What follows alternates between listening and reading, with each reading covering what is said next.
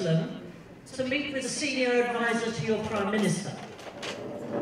And during that conversation, this senior advisor said to me that, of course, there is no real agricultural activity still in the kibbutz movement. So, ladies and gentlemen, I would like to suggest to you that the minute this conference finishes, that very excellent and very revealing video that Meir showed at the beginning of this conference is posted to every government minister, to every one of their advisors, and to every member of the Knesset, and show what this movement is made of.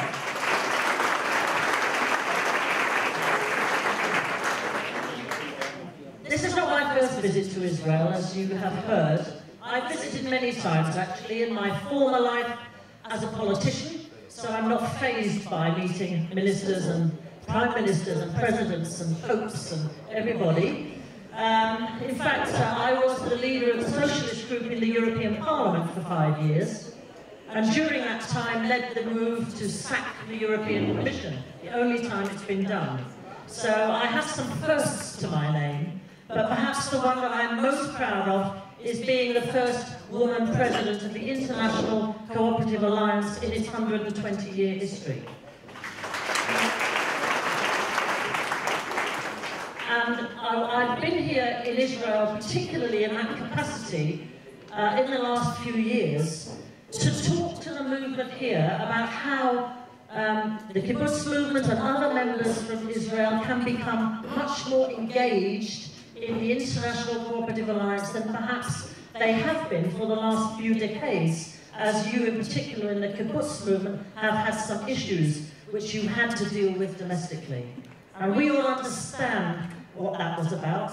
And now we've seen in the last 5-6 years the growth of your movement, and you can make a very significant contribution to the thinking of the International Cooperative Alliance, and I hope you will feel that when I've talked you through my slideshow this afternoon, which I hope will give you a sense of what it means to be cooperative in today's world, why you are an integral part of that world, and you always have been. The kibbutz movement have been part of the International Cooperative Alliance for nearly 100 years, okay, associated with it very early in its life, and there is a spectrum of cooperatives on that, that are members of the International Cooperative Alliance. You have been one very special part of that spectrum, because around the world, the word kibbutz is known as a very important part, a very unique part of the cooperative movement, but a part of the cooperative movement. Not separate from, a part of the cooperative movement. Each country makes their own way in the cooperative world. And I'll show you in a moment the size of it, the scope of it, and what unites us in this great movement. So, you've heard my name is Pawline Green, I'm British. I've been in the British cooperative movement for over 35 years, and I had the privilege to be in the European Parliament as a Labour and cooperative sponsored Member of Parliament, because we have a cooperative political party in the United Kingdom. We have 30 members of Parliament, members of the House of Commons, members of the European Parliament, and elected members of municipalities, flying the flag of cooperation. And we did that, we set up a political party 100 years ago, because the Liberals and the Conservatives in government, in Parliament, were trying to stop the young cooperative movement from sourcing goods from around the world. They were passing laws to stop us because they thought we were going to create a Bolshevik revolution in the United Kingdom. And our response to that was to put cooperators in Parliament, and we set up our own political party. It's in alliance now with the British Labour Party, and has been for most of its life.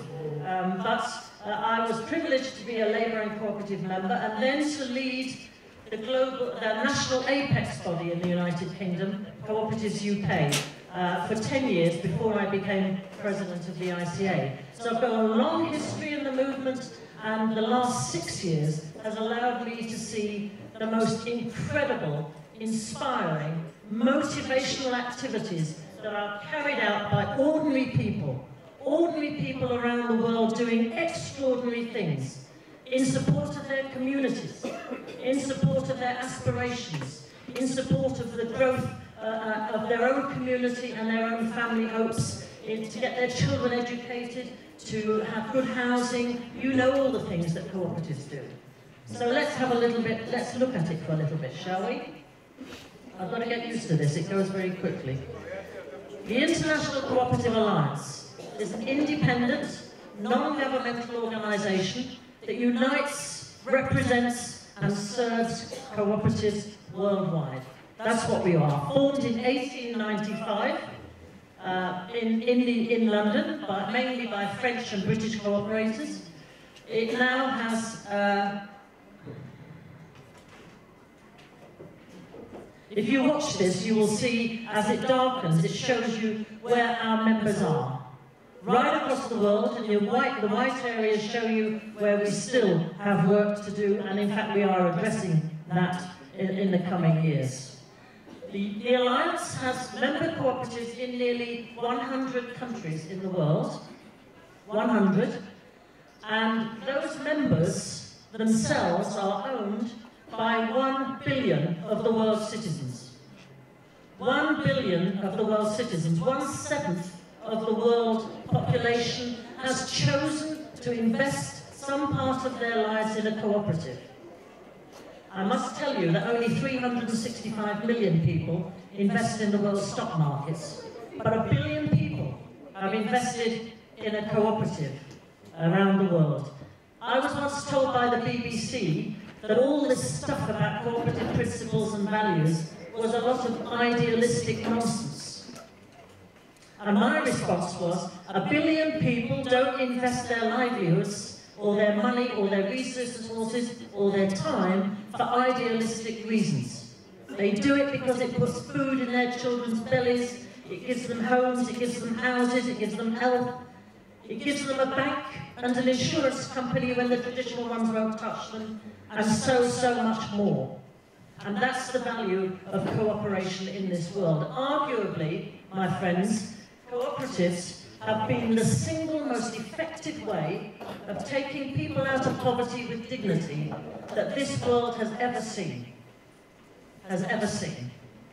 So, there we go. What is it that unites us around the world? These. The principles of the cooperative movement: voluntary and open membership, democratic member control, member economic participation, autonomy and independence, education, training and information, cooperation amongst cooperatives, and concern for our communities. You will recognise those in your own work.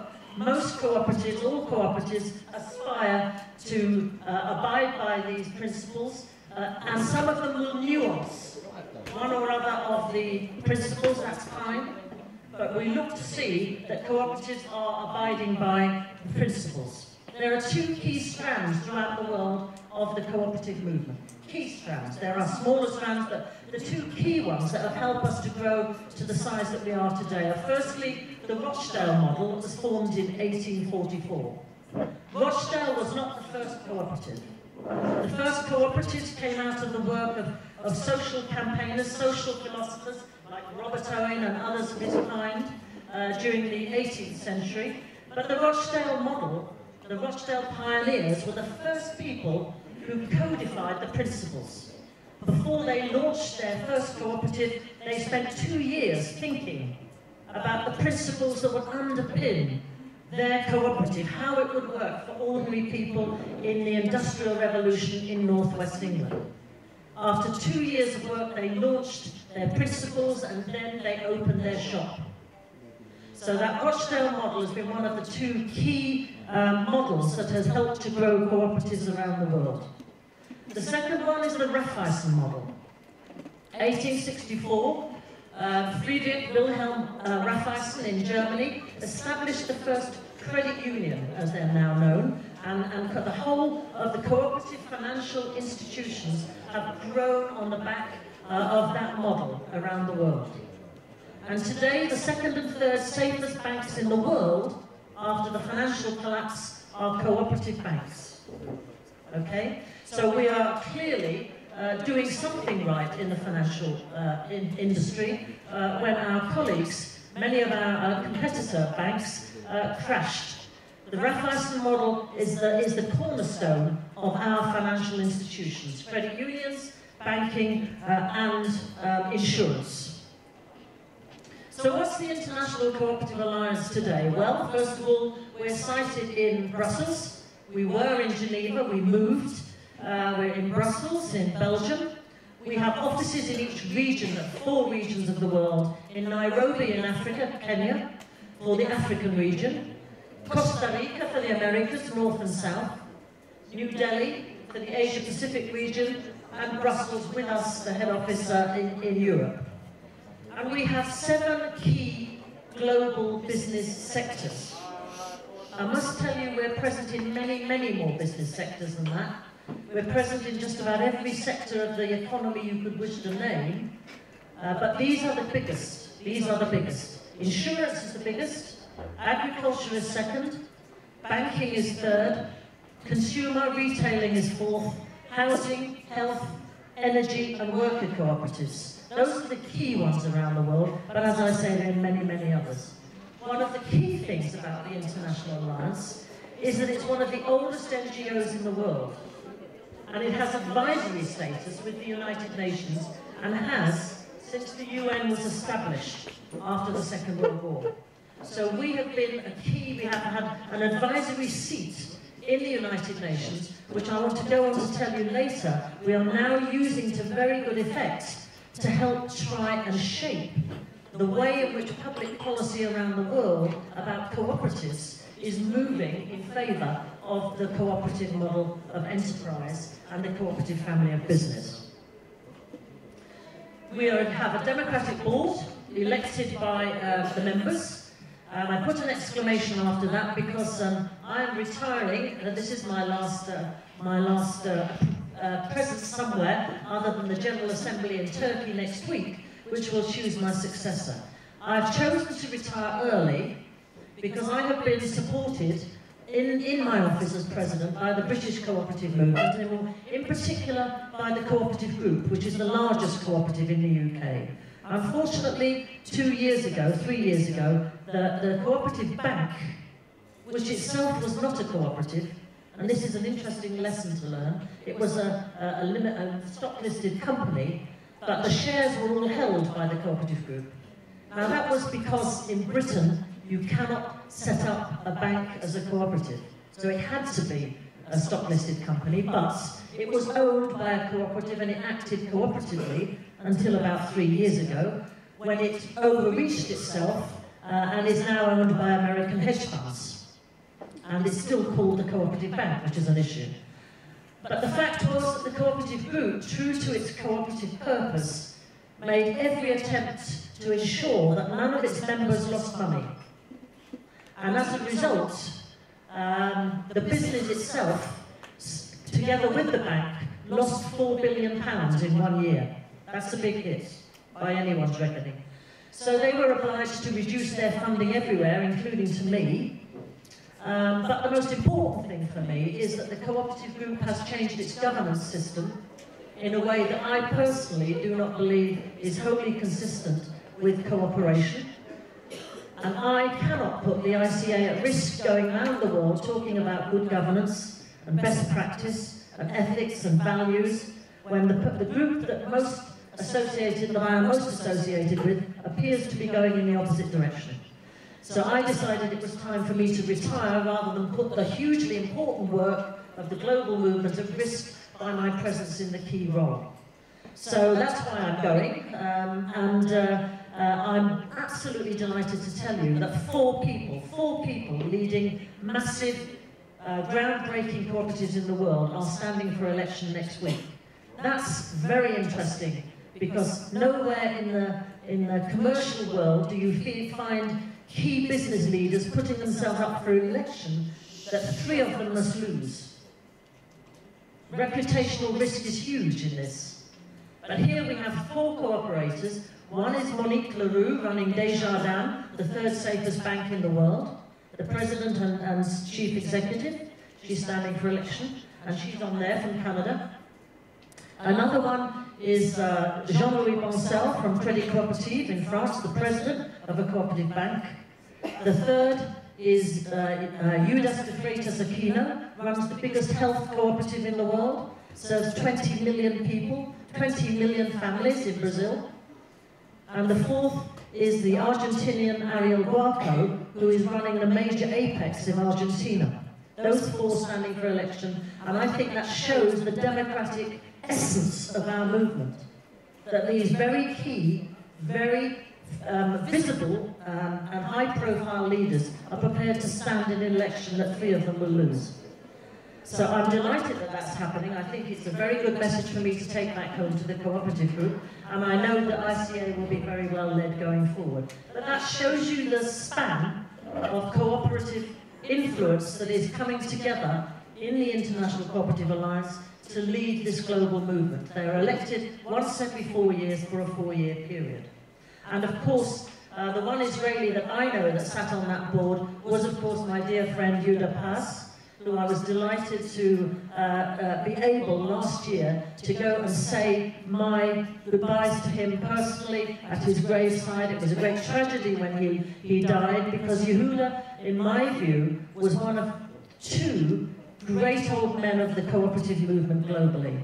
And sadly, they died within weeks of each other. Ian McPherson in Canada, and Yehuda Paz just a little while later. Yehuda was a great mentor to me when I came on the board of the ICA. He was such a knowledgeable, fascinating man to talk to, and I learned a great deal from him, and I will never forget, and I hope I pass some of that on to the board. You're welcome. So I want to talk to you about this year. I want to go on from the ICA now to talk to you about what we do and why we do it. So you'll get a sense of I hope, the shared things that we have and that will lead us all to work more effectively together in the world. 2012 was the International Year of Cooperatives, some of you may remember. We, the ICA, had to run a global campaign. Hopeless, really, to run a global campaign of the size the UN really wanted. But what we decided to do was this. This was the United Nations logo. I hated it, actually, but everybody had to use it, so we did. The 7 stick men are said to represent the 7 principles. They're all men, by the way, girls. The idea was that we all used that logo, and we all used the slogan, which was cooperative enterprise builds a better world. Now, which cooperative business would not use that? It's no threat to their brand. It just reinforces what they're doing as a cooperative, about the communities they're serving, about the poor that they're helping, or the wealth that they're building in communities, and the schools that they're building, and so on. So everybody used it, and I saw that. What we asked our members to do was use this. We're not asking you to celebrate the International Year however you want, but use this.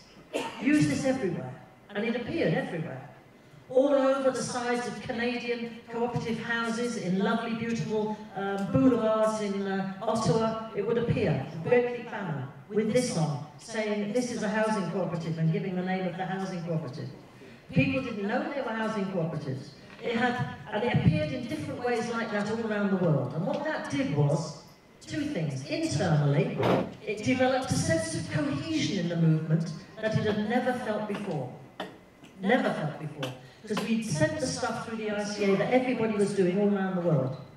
Secondly, it gave us greater visibility and profile with key decision makers in the world. And whilst that was happening, and whilst people were celebrating the International Year as they wanted to nationally, we, the ICA, were busy planning how we use that year, not just as a celebration, but to kickstart a decade of cooperative growth. So we set up a strategy group to define a blueprint for a decade for the whole global movement, and it came out as the blueprint for a cooperative decade. Those are just a few of the languages that it was translated into. We could not have been more surprised ourselves at the success of the blueprint. It's been used by governments to define their national cooperative policy. It's been used by movements all around the world to define their work for the next few years. And we believe its importance, it's been recognised by the UN, by the ILO, by the FAO, by all those bodies that are concerned about the growth of cooperatives and encouraging cooperatives to build more and more, particularly in areas where there are still cooperative deserts. So the blueprint is not rocket science. You will also recognise the 5 key themes. Here they are. The 2 top ones, participation and sustainability, are what we believe, and the strategy group and the whole movement that adopted the blueprint, 12,000 people in Manchester, they adopted it, and what we see, the 2 top ones, participation and sustainability, as the key differentiators of cooperative business. The key differentiators. Part of that year was a survey which was done by Desjardins to explore what people around the world thought of cooperatives. And they did focus groups in many big cities around the world. And what came out of it was that we are most recognised for our democratic participation. That's what people know about cooperatives. We're trusted because of our democratic participation and our engagement with people. So participation is clearly our single best identifier. Sustainability. We believe that cooperatives are inherently more sustainable than our competitive businesses or organisations out there in the world. The trouble is, when people think of sustainability, cooperatives are not front of mind yet, and they need to be. So we've some work to do here. And in each of these 5 themes, we believe that if we developed game-changing strategies, we could grow our movements to be the fastest growing movement in the world by 2020, because it would be the one most admired and trusted and liked by ordinary people, and thereby it would grow faster than any other business. So what we've been developing is game-changing strategies on participation. We believe that the way we've always dealt with participation in the past needs to reflect where we are now, in a world dominated by the speed of technology, communications, blogging, Twitter, Facebook, whatever it is. We need to access that in order to grow our participation and our engagement. And there's something else. There's now something out there called the collaborative economy, or the sharing economy. You may have heard of it. The Ubers and the Airbnbs. These are businesses that are being used, online businesses, that are about Uber, for instance. Those of you who may not have heard of it, Uber is about calling a taxi anywhere you happen to be, and you can do it online, you can do it on your mobile phone, and the taxi comes and gets you and takes you where you want to be, and it's all worked out in advance, and it's paid online, and Uber sorted it all out for you. It's all done. Very, very much used by young people in particular all over the world, and growing very fast. These sort of businesses are very attractive to young people. They're word-of-mouth businesses, people all joining them because they hear of them like that. Who owns them? A group of shareholders in California. That sort of business should be owned cooperatively by the users and the users and the people who are working in it. Those are the people who should own them. It lends itself to a cooperative business. So we need to be talking to people online about what do you want the co-op movement to do. We need to be saying to them, this cooperative or this kibbutz in this place is thinking of developing this over there, maybe a new nursery, maybe a health facility. We need to speak to the wider community. What do you think of this idea? Let's have a discussion online. Of course, this doesn't take away from your members the right to decide. But what it means is your members, when they come to decide, have the views of the wider community with whom you want to live in some sort of peaceful coexistence, and not to say cohesion. And that's the way in which, after all, if all these Ubers and Airbnbs are building up these online communities, and yet they're not giving them any advantages, here are we, a 200-year-old organisation, with 1 billion members around the world, And we're losing them. We're not using them. We're not exciting them. We're not motivating them. And that's exactly what we've got to do. We've got to engage them, use them, and bring them into some sort of orbit with us, so that they're our ambassadors out on the streets, at the school gates, and they're talking to people about our businesses. So these two, participation is very, very important to us. Active membership policy, absolutely critical. In my experience, when a cooperative goes wrong around the world, anywhere in the world, and they do, and they have, when they have a problem, it's generally because they've lost that very direct and clear relationship with their members. And when I became the Chief Officer of Cooperatives UK, I discovered that some chairmen had been in place for 40 years in the same cooperative. Now, I have to say to you, colleagues, that is not democratic participation. That is institutional capture. It's wrong. And all of us need to be big enough to say that shouldn't happen. And I set about changing it with the support of my board in the UK. So we have to recognise, that participation is something more. It's something that we really have got a starting point on. We've got to jump on the others, but we've got to use them now. We've got to use our members. Sustainability, we need to work very hard on, and I'll come back to that in a moment. The two bottom rings, legal frameworks and capital, are the tools we need to make our businesses work. Now, what happens to the cooperative bank in the UK would not have happened if our legal framework had allowed us to set up a bank as a cooperative, okay? It would not have happened. And during the financial crisis, the cooperative and mutual banks across the world came through very, very much stronger. When all our competitor businesses were taking